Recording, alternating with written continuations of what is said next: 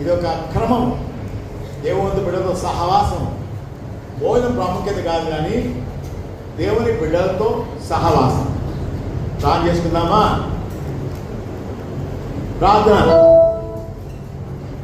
పరిశుద్ధమైన తండ్రి, మీరు మా కనుక నమ్మకమైన దేవుడు ప్రభువా, మాకు గొప్ప ధన్యత ప్రభువా. భోజన సహవాసము, దేవుని యొక్క వాక్యం సహవాసము, దేవుని బిడ్డలతో సహవాసం ప్రభువా.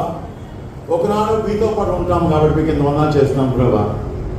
ఆత్మీయ ఆహారం మాకు దయచేసినావు.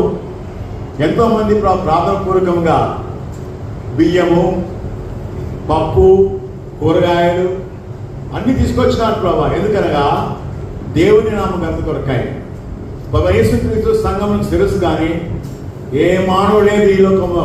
హెబ్రోన్లో కూడా యేసు ప్రభువే సంఘమునకు శిరస్సు, ఏ మనుషుడు కాదు.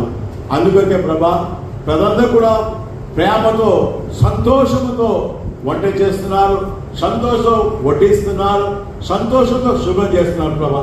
ఎంత గొప్ప ధన్యత నీ మందరం పనిచేయాలని కొరకాయి.